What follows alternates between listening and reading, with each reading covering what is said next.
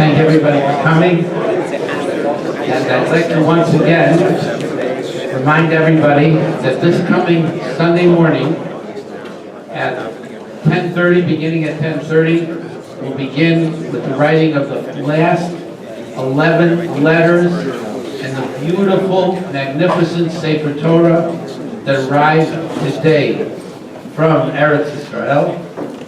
And the writing is absolutely magnificent. And then we will have the pleasure of marching, walking, escorting the Sefer Torah to its new home in the brand spanking new Boys Building, a little down the road. And starting next week, Bezrat Hashem, we will begin having partners in the Beis Medrash, in the shul where we used to have it on Lincoln, but this time there are 144 parking spaces, so it should be a little easier, the parking.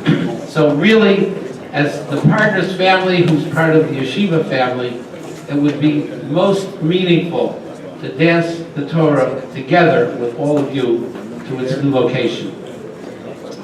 Speaking about a Sefer Torah, I'd like to present a thought.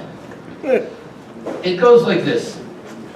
When a person passes away, the close relatives are obligated to rend their garments, and that's an expression of pain, that my heart is torn.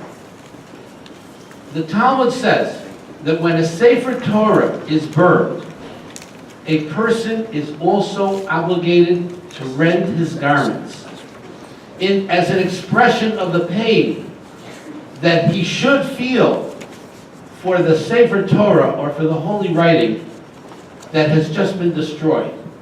The story, this law comes from a story in the Tanakh when Yehoiakim, who was a king of Israel, but not a very good one, not a very righteous one, received a written document from Jeremiah the prophet.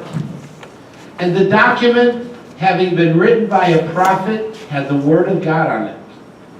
And Yehoiakim burned it up, and there were people around, and the verse says they weren't afraid, they didn't tremble, and they didn't rend their garments.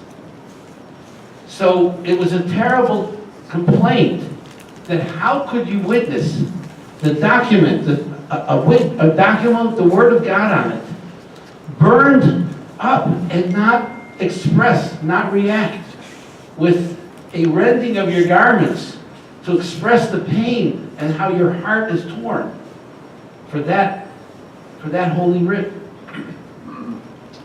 Then the Talmud says another thing. The Talmud says that if a person is present when somebody returns their soul to their Maker, and it really doesn't matter who it is, any Jewish person, he is also obligated to tear his clothes, because a person who passes away is like a Sefer Torah that is being burned.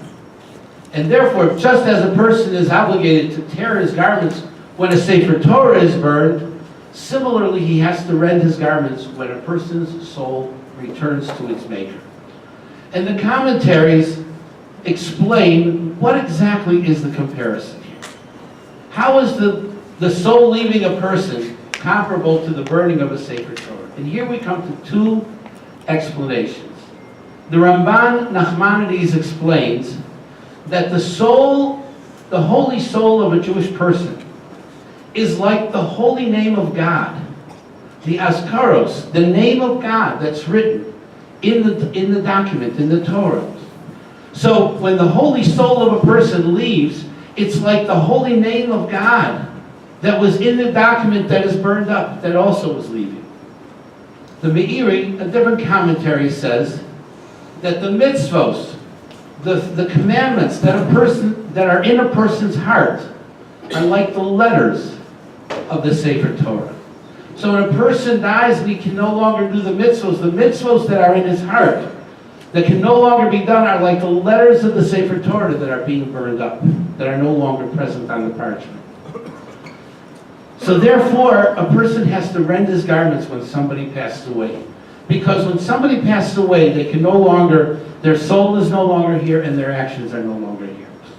So the concept that we see from this passage in the Talmud is that each one of us, it comprises, each one of us is like a piece of parchment upon which our thoughts, the Torah that we learn, the Torah that we think, our soul, and the deeds, the good deeds that we do, the mitzvos, are being written on that parchment. We are like a piece of parchment, and in our very own unique handwriting, the way that the Torah, the way that the commandments, the way that the thoughts of the Torah are manifest through our unique perspective. We are each writing our own Sefer Torah. All of our actions, all our thoughts are being recorded in the parchment, so to speak, in ourselves, in the way that we demonstrate, the way that the Torah is manifest in us. Each one of us is like a Sefer Torah, and we're writing it each and every day in our own unique and special way. And that's, I think, a beautiful concept that we should understand how important and how meaningful everything that we are doing is.